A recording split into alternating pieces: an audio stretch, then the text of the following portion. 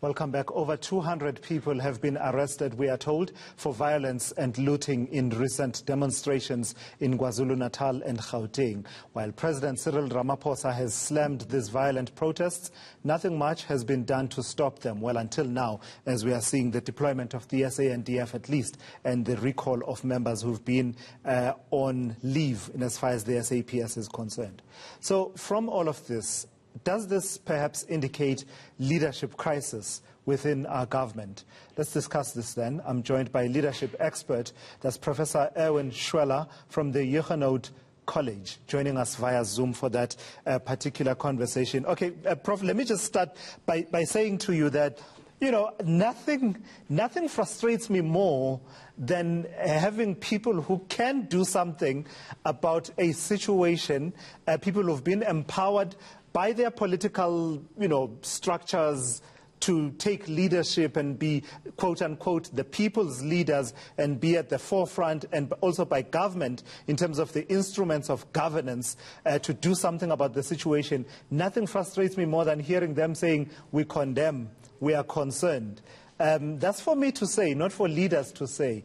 I don't know, just at the outset, to what extent does what I'm saying resonate with your thinking around leadership in a time of crisis such as the one that we are witnessing right now? Well, we have a serious and complex crisis on our hands. And I think it relates to, if you sow the wind, you will harvest the storm.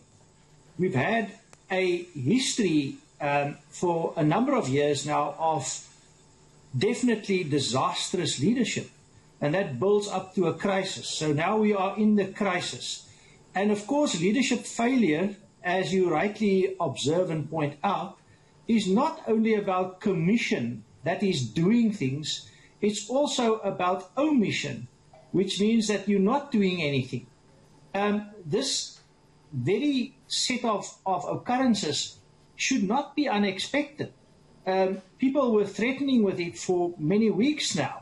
And then the question arises, why are the, shall we say, the authoritative organs of state, starting with top leadership of the state, both political and executive and administrative, why are they not acting? It links, for example, institutionally to a dire crisis currently also due to terrible leadership by omission and commission in, for example, the crime intelligence service, crime intelligence part of the police service. However, you don't actually need that, because people were threatening on social media, they were saying what they were going to do, and if people tell you what they are going to do or not do, probably it's worthwhile believing them. So this must have been foreseen, and we're seeing the result of an omission of leadership to act with due diligence, and the sooner they now set that right, the better. Let's focus for a moment on President Cyril Ramaphosa's role as the Commander-in-Chief, the quintessential Commander-in-Chief, to quote the words of the judgment there, the Chief Justice Mogoeng in that Nkandla judgment. How has he acquitted himself? Some say that it's typical Ramaphosa fashion to allow processes to grind and for processes to play themselves out. Others are saying that he's slow to the trigger, with the result that, as we speak right now, we're possibly talking about at least 6 people having died and hundreds of millions of rand in damage to infrastructure and long-term damage by way of jobs and the economy that will take some time to recover. Yes, in leadership theory, there's a very strong set of questions around, does leadership matter? Which relates to the situation that the context may become so restrictive of any movement that you actually just go through the motions either by some form of weak commission or some form of omission.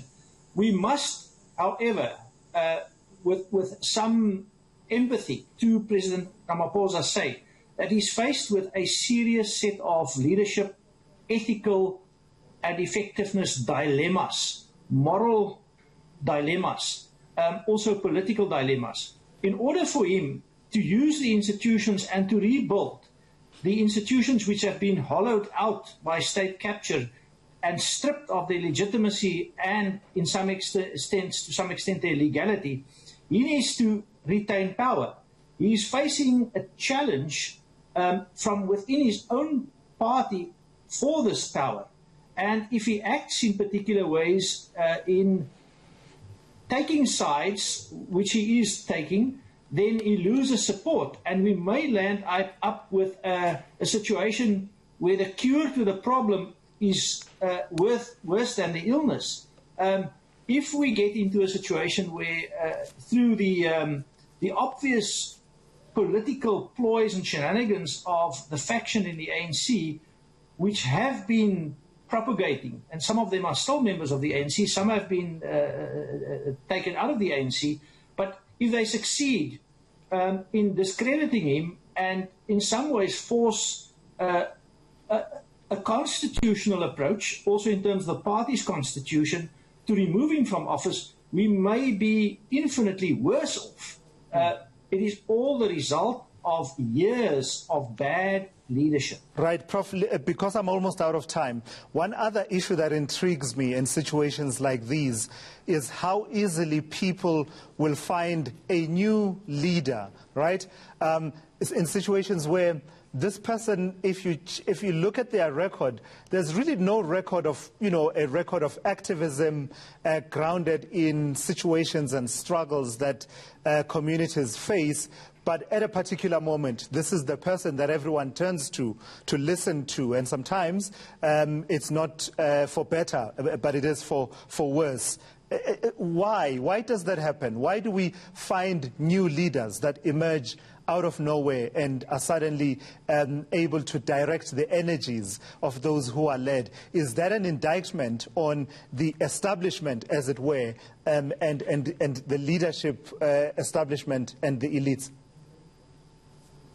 Through so much deceit and so much lying, people have dumbed down, and for leadership to be effective and ethical, it calls for confidence. It calls for trust. So when those leaders who have legitimacy and are legally in leadership positions lose the trust of the population and loses their impact, then of course there's a vacuum. And leadership, like air pressure, does not tolerate vacuums. So then that vacuum will be filled by any person coming up with a conspiracy theory, a theory to rabble-rouse, and finally using the situation in an opportunistic way for forwarding their political rights or their political interests, but also their commercial interests. A lot of these things are now opportunistically becoming just a part of a weak justification to go on a looting spree. Leadership needs to be practiced with expertise, with a lot of experience and wisdom.